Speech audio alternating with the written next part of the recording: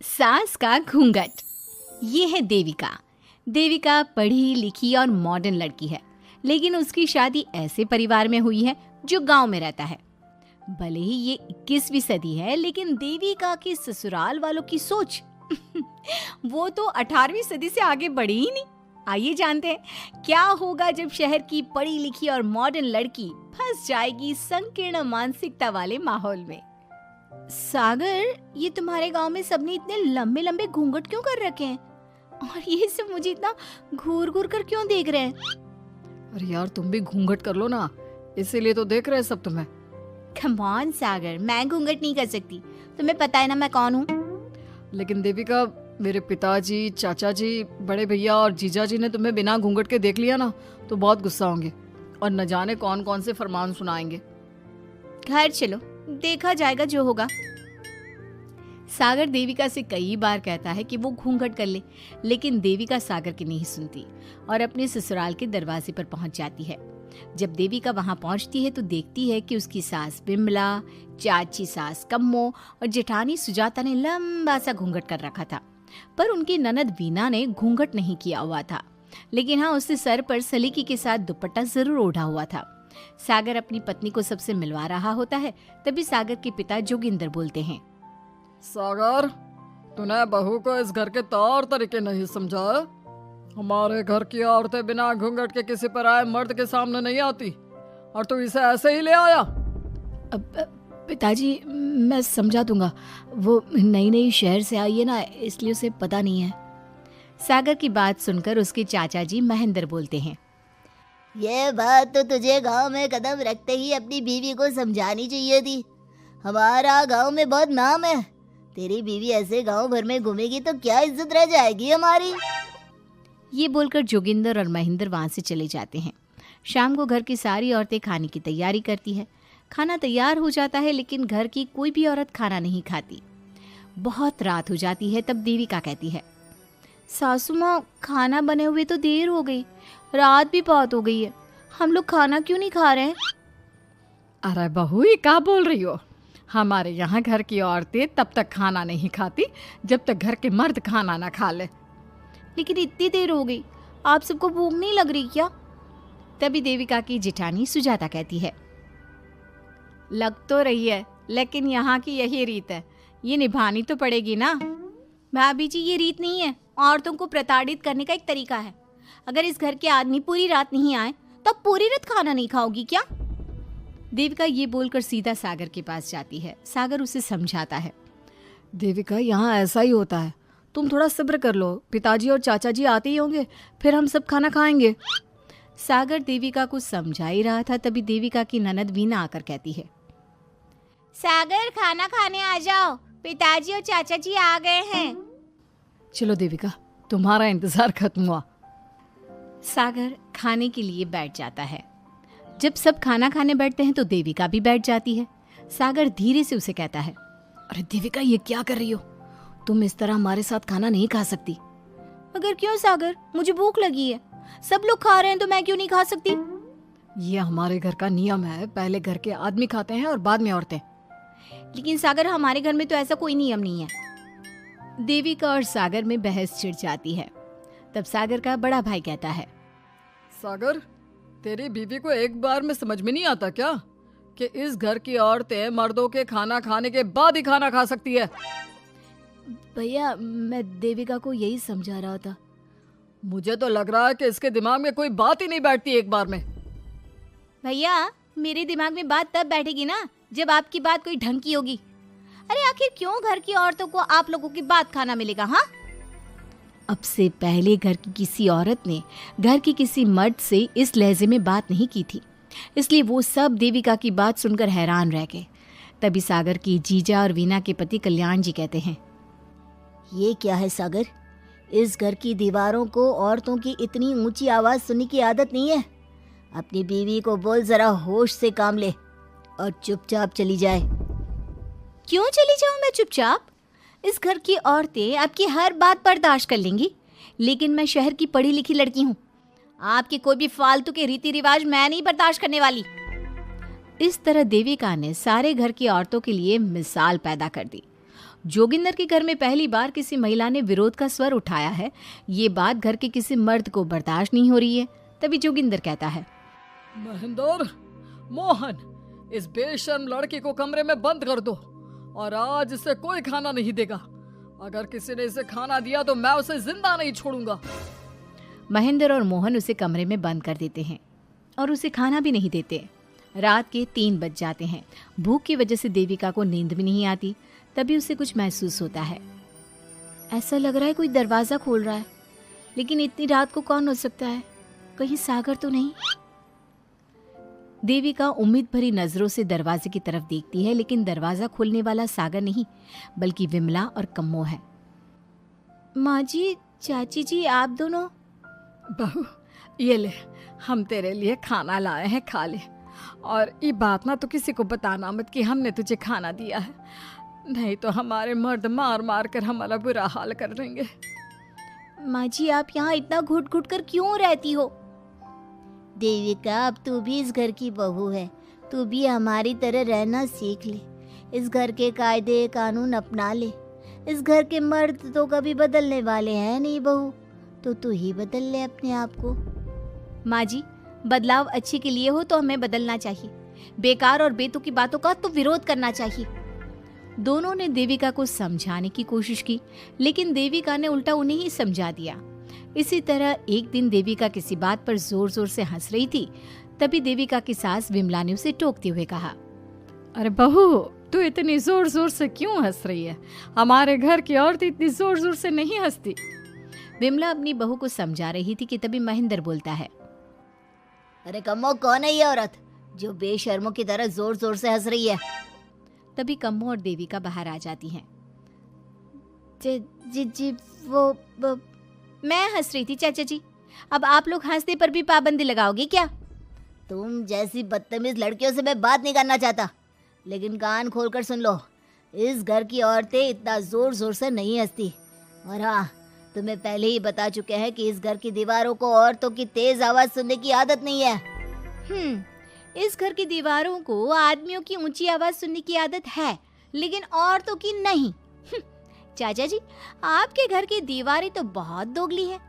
हर पाबंदी औरतों के लिए क्यों चाचा जी? औरतें ये नहीं कर सकती, औरतें वो नहीं कर सकती। औरतें सांस ले सकती है या उस पर भी पाबंदी है? चुप हो जाना बहू, मत बोल और घूंघट कर ले। ये तेरे चाचा ससुर है, थोड़ा तो लिहाज कर। कम्मो के समझाने पर भी देविका चुप नहीं होती। वो महेंद्र से ऐसे ऐसे सवाल पूछती है जिनका जवाब उसके पास होता ही नहीं। महेंद्र गुस्से से सागर को आवाज देता है। महेंद्र की आवाज सुनकर घर के सभी आदमी बाहर आ जाते हैं। जी चाचा जी, आपने बुलाया? अपनी मुंह जोर बीवी को यहाँ से ले जाने तो कुछ अनर्थ हो जाएगा। क्या हुआ चाचा जी? तेरी बीवी जिस तरह से मुझसे बात कर रही है, छोटे बड़े की तमीज नहीं है इसे। कम से कम 7 दिन तक ये कमरे से बाहर नहीं निकलनी चाहिए। अगर इसे मैंने कमरे से बाहर देख लिया तो किसी की खैर नहीं, समझे? पर मैंने कुछ गलत नहीं बोला। सागर, जो सच है मैंने वही कहा है। देविका, चलो मेरे साथ। लेकिन सागर, मेरी बात तो सुनो। सागर देविका को वहां से ले जाता है। इसी तरह से कई दिन बीत गए। अब देविका अपने ससुराल में हर गलत बात का विरोध करने लगी, लेकिन जितना ज्यादा वो विरोध करती, उसके ससुराल वाले उस पर उतना ही ज्यादा अत्याचार करते। अब देखना यह है कि देविका अपने ससुराल वालों के अत्याचार को यूं ही सहती रहेगी। क्या उसके ससुराल में घूंघट में औरतों का दम इसी तरह घुटता रहेगा? अगर आप इन सवालों के जवाब जानना चाहते हैं ना, तो हमें कमेंट करके ज़रूर बताइएगा। और हमारी स्टोरी को लाइक, शेयर और चैनल को सब्सक्राइब करना ना भूलें। सास का घूंघट पार्ट 2। पिछले अंक में हमने देखा कि देविका अपने ससुराल में हर गलत बात का विरोध करती, तो उसकी वजह से देविका पर उसके ससुराल वाले बहुत अत्याचार करने लगे। एक दिन देविका ने सचिन से कहा, सचिन, मैं तुम्हारे घर में नहीं रह सकती। तुम मुझे आज ही मेरे घर शहर भेज दो। मैं अपने मम्मी पापा के पास रहूंगी। क्यों देविका, तुम शहर क्यों जाना चाहती हो? यहाँ तुम्हें किस बात की परेशानी है? किस बात की परेशानी नहीं है सचिन? तुम्हारे घर के आदमी औरतों के साथ जानवरों जैसा व्यवहार करते हैं। मैं ऐसे माहौल में नहीं रह सकती। देखो देविका, तुम्हें यहीं रहना होगा। तुम्हारी शादी मुझसे हो गई है, अब मैं तुम्हारा पति हूँ और यही तुम्हारा घर है। अच्छा, तो तुम्हें याद है कि मैं तुम्हारी पत्नी हूँ? जब तुम्हारे पिताजी और चाचा जी मुझे एक एक हफ्ते के लिए कमरे में बंद कर देते हैं, तब तुम्हें क्यों याद नहीं आता कि जो औरत कमरे में बंद है वो तुम्हारी पत्नी है? जब तुम्हारे जीजाजी और भाई मुझसे बदतमीजी से बात करते हैं, मुझे खाने के लिए कुछ नहीं देते, तब भी तुम्हें याद नहीं आता कि मैं तुम्हारी पत्नी हूँ? देखो देविका, तुम बेकार की बातें मत करो। तुम यहाँ ढंग से रहोगी, सबकी बात मानोगी, तो कोई तुम्हें कुछ नहीं कहेगा। इस तरह जानवर की तरह रहना, ढंग से रहना है तो सॉरी सचिन, मैं नहीं रह सकती। मैं आज ही अपने घर जाऊंगी। ये बोलकर देविका अपना सामान पैक कर लेती है और घर से जाने लगती है। सचिन भी उसके पीछे पीछे चलता है और उसे समझाने की कोशिश करता है। जब ये सब जोगिंदर ने देखा तो बोल पड़ा, बहू, यह सब क्या हो रहा है? कहाँ जा रही हो? सचिन, बताओ अपने पिताजी को कि कहाँ जा रही हूँ मैं। तुम्हें शर्म नहीं आती अपने पति का नाम लेते हुए? मैं अपने पति का नाम ले रही हूँ, इसमें आपको क्या परेशानी है? आपका नाम तो नहीं ले रही हूँ ना? देविका, ये किस तरह से बात कर रही हो तुम पिताजी से? जिस तरह से करनी चाहिए उस तरह से कर रही हूँ बात। इससे अच्छी तरह से मैं तुम्हारे घर के किसी भी आदमी से बात नहीं कर सकती। तीनों की बात सुनकर घर के बाकी लोग भी वहां आ जाते हैं। तभी जोगिंदर कहता है, हमारे घर की औरतें अपने मर्दों का नाम नहीं लेती। तुम्हारे शहर में होता होगा, लेकिन हमारे यहाँ पर ऐसा कुछ नहीं होता। बहू, सचिन तुम्हारा पति है, तुम उसका नाम मत लिया करो। तुम अपने पति का नाम लेने की जगह ए जी, ओ जी, सुनो जी कहा करो। पति ना परमेश्वर होता है। तो परमेश्वर का तो हम नाम लेते हैं। क्यों माँ जी, क्या आप अपने इष्ट देव का नाम नहीं लेती? माँ जी, ये सब इन पुरुषों के बनाए तौर तरीके हैं, औरतों को दबाने के लिए। ये बेशर्म लड़की ऐसा नहीं सुधरेगी। ये हमारे घर की औरतों को भड़का रही है। सचिन, तुम इसे चुप कराओगे या फिर मैं करूं? नहीं नहीं पिताजी, मैं अभी समझा देता हूँ। चलो देविका अंदर, और कितना तमाशा बनाओगी मेरा। सचिन, मैं अंदर नहीं बाहर जाऊंगी। अब मैं यहाँ नहीं रह सकती। देविका की बात सुनकर महेंद्र कहता है, भाई साहब, ये लड़की इस घर से और गांव से बाहर ना जानी चाहिए, नहीं तो हमारे घर और गांव की औरतें भी ऐसी ही हरकतें करेंगी। वो भी मर्दों के खिलाफ बगावत करेंगी। और मैं भी देखती हूँ कि मुझे घर से बाहर जाने से कौन रोकता है। बहू, इनसे बहस करने का कोई फायदा नहीं, तुम अंदर चलो।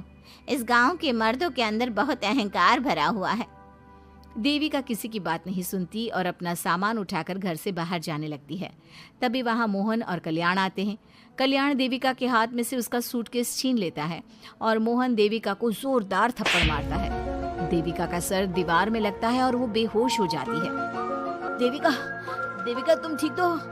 भैया, आपकी हिम्मत कैसे हुई मेरी पत्नी पर हाथ उठाने की? सचिन, तुम जल्दी से देविका भाभी को अंदर कमरे में ले जाओ, मैं अभी वैद्य जी को लेकर आती हूँ। वीना जल्दी से वैद्य जी को लेकर आती है। वैद्य जी थोड़ी देर तक देविका की जांच करते हैं और कहते हैं, मुबारक हो आप सबको, आपकी बहू माँ बनने वाली है। अभी तो मैं आपको दवाई दे देता हूँ, लेकिन आगे इनके इलाज के लिए आपको दाई अम्मा को बुलाना होगा। ये बात सुनकर घर के सभी लोग खुश होते हैं। देविका को जब होश आता है, उसे ये बात पता चलती है तो वो बहुत खुश होती है। वो सबसे कहती है, मैं अपने बच्चे को यहाँ नहीं रख सकती। क्यों बहू, क्या हुआ? अब तुम ये सब बातें मत सोचो, तुम्हें आराम करना चाहिए। नहीं माँ जी, आप नहीं समझ रही। अगर मेरा बेटा हुआ तो इस घर के मर्दों की तरह अहंकारी और औरतों पर जुल्म करने वाला बनेगा, और अगर मेरी बेटी हुई तो वो जानवरों की तरह जुल्म सहने वाली बनेगी, और दोनों ही अनपढ़ रहेंगी। देविका की बात सुनकर घर की सभी औरतों को पहली बार एहसास हुआ कि वो किस अंधकार वाले समाज में जी रही हैं। लेकिन फिर भी घर की सारी औरतें उसे ही समझाती हैं।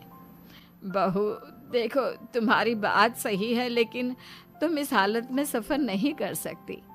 हाँ बहू, तुम यहीं रहो, अपना और अपने बच्चे का ख्याल रखो। देखो ना देविका भाभी, हमें बिल्कुल भी पढ़ना लिखना नहीं आता, अपना नाम भी नहीं लिख पाते, तो आप मुझे थोड़ा पढ़ा दीजिए ना।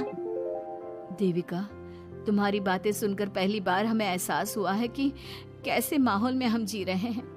तुमने हमारे अंदर उम्मीद की नई रोशनी पैदा की है। यहाँ से मत जाओ तुम।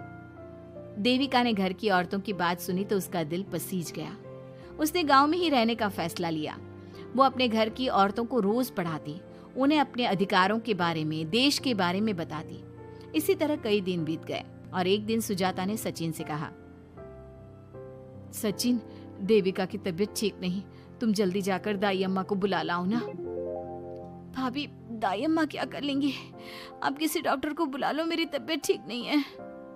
देविका, गांव के लोग डॉक्टर पर भरोसा नहीं करते। दाई अम्मा बरसों से ये काम कर रही है, वो तुम्हें ठीक कर देगी। सचिन, तुम्हारे घर वाले अनपढ़ हैं, तुम तो पढ़े लिखे हो ना, देख नहीं रहे मेरी हालत क्या हो रही है।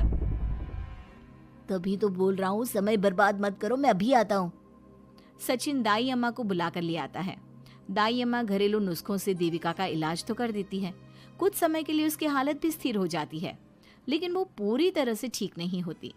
फिर देविका सचिन से कहती है, सचिन, मुझे समझ में नहीं आ रहा तुम मुझे डॉक्टर के पास क्यों नहीं ले जा रहे। मैं माँ बनने वाली हूँ और मुझे ये भी नहीं पता कि मेरा हेमोग्लोबिन कितना है। दाई अम्मा कर रही है ना तुम्हारा इलाज। लेकिन दाई अम्मा को कुछ समझ में नहीं आ रहा कि मेरे साथ क्या हो रहा है। अगर देखो तुम मुझे नहीं लेकर गए ना तो मैं खुद ही चली जाऊंगी। अगले दिन देविका की तबीयत दोबारा बिगड़ जाती है और दाई अम्मा के किसी भी नुस्खे से वो ठीक नहीं हो रही थी। देविका ने सारी हिम्मत जुटाई और वो अकेले ही डॉक्टर के पास जाने लगी। उसे देखकर मोहन कहता है, बहू, इस हालत में कहाँ जा रही हो? आप लोगों के भरोसे रही ना तो आप लोग मुझे मार ही डालोगे। डॉक्टर के पास जा रही हूँ मैं। बहू, तेरा दिमाग तो ठिकाने पर है। हमारे घर की औरतें मर्दों से इलाज नहीं कराती। हे भगवान, इन जाहिल लोगों को मैं कैसे समझाऊं। डॉक्टर औरतें भी होती हैं। बहू, तो हमें पागल मत बना। हमने तो कभी कोई महिला डॉक्टर नहीं देखी। तू झूठ बोलकर निकलना चाहती है ना? इस गांव की सरहद से आप लोग कभी बाहर नहीं गए ना, इसलिए आप लोगों को नहीं पता कि महिलाएं डॉक्टर के अलावा क्या क्या है। ए लड़की, तुझसे तमीज से बात कर रहे हैं तो तू ज्यादा हवा में मत उड़।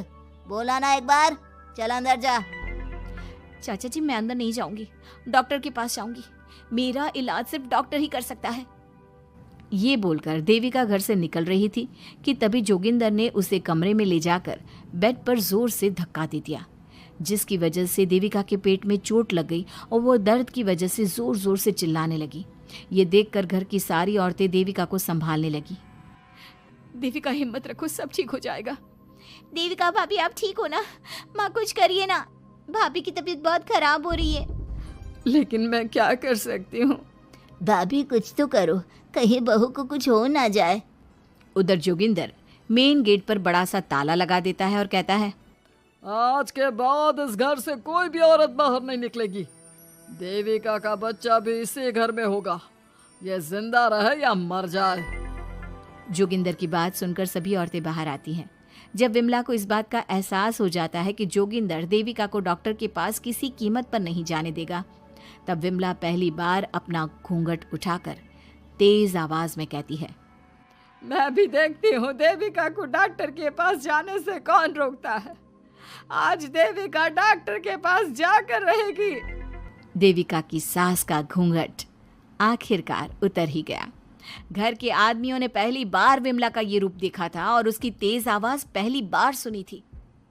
क्या विमला अपनी बहू की जान बचा पाएगी या जोगिंदर अपनी पत्नी की आवाज भी दबा देगा?